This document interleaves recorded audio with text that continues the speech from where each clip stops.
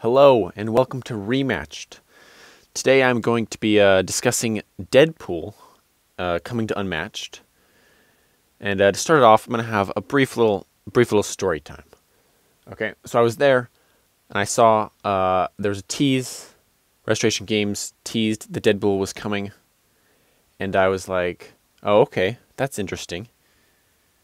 And then April 1st actually put out and said the set and had images and all this, and it's actually coming. Okay. And I was like, okay, that's cool.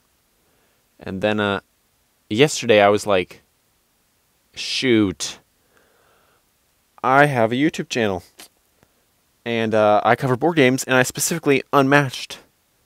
And so Unmatched news like this is probably pretty big. This is probably something I should cover. And I was like, ah. And so I decided, even though it's pretty late, I'm putting out this video. No notes for this video. Normally I do, but I just wanted to get it out. It's going to be very brief. Just some overview of it if you haven't heard the news already. And then also, if you have, just some of my general thoughts on it. To go over the set first. It's very different aesthetically wise, art wise from other sets. It's all done as if it's the character Deadpool making his own set. If you're unfamiliar with the character, they're Marvel, and so this is the first batch of Marvel sets coming out. And they're known for breaking the fourth wall, and so they're going to do stuff like this and be aware that they're in a game. And so all the cards are made from the perspective that the character is actually making them. And the whole set is. And so a lot of the cards are, it's probably not going to be for everyone, the art. I think from a creative point of view, this is great. I've never really been a fan of Deadpool, except from a creative point. I think with him and stuff like this, from a creative point, it's absolutely genius. And there's a lot of great opportunities that you can take it in. And so from that perspective, I really like this. I probably won't be picking it up. As some of the people that I play with, like, again, I'm not a huge Deadpool fan. And for them, it's like, a Deadpool can be a bit crude, the character, and so it's a little bit like, you know, if I'm not completely sold on a set, I'm not going to get it. I'm planning on getting Cobble and Fog next. So right now, that's my top priority. Although, again, from a creative point of view, I do really like this set. You can see the art aesthetic and how it's all, I don't want to say DIY. What's a better word? I can't think of one. It's do it yourself, so he made it all. And what I really like is how some of the cards are like actual cards from the game that he's just drawn over and made adjustments to. Like, I love that he has Gaze of Stone. I think that's great. That's fun. He also has some other cards. He's like 3 different feints. I like that. I like the stuff that doesn't take itself too seriously. You can see on one of the feints, it's like literally fainting. And you make weird noises and all that stuff. There's stuff like that. As far as special abilities go, I believe, I don't have it with me right now, but he regains like 1 health after he attacks, and he only has 10 health. And so gameplay-wise, he can be taken out in like 1 shot, and that's probably the strategy. It's probably going to be better matchup for characters with these big, heavy hits and just take him out. Other characters might struggle if he just keeps regaining and regaining health.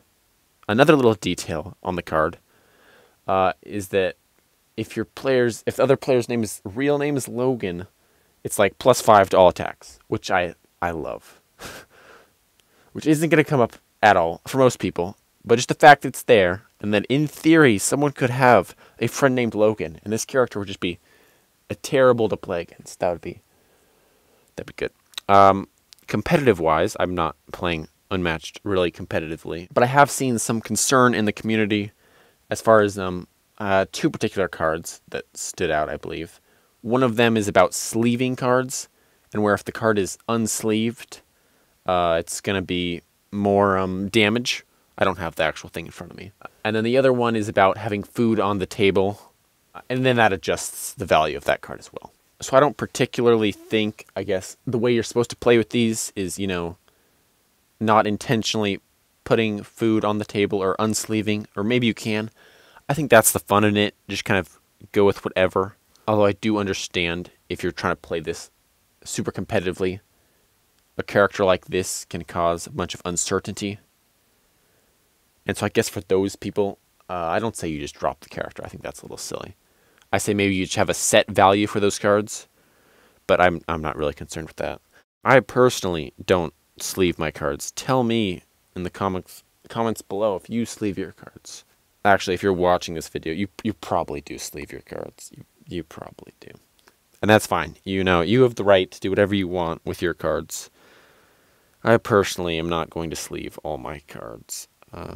Well, I feel like I have trailed off, so I think that's a good point then to end the video. I gave you some brief overview. I gave you my thoughts. I will have another video coming hopefully super soon on Unmatched. I've been a bit busy lately, but I'm going to have it, the Unmatched characters ranked, at least the ones that I have. So if you want to see that, or if you just enjoy this content, please consider subscribing. And thank you for watching this video. I do hope you enjoyed it. And you're kidding me. What is this stupid outro? Alright, real quick. I totally forgot to talk about one card that I do really like. And that was this, I don't even remember what it's called, this Call Me card, where you write your name on the card. I just want to real quick say, I love that. I love the idea that you're just going to have someone write their name on the card. I think that's great.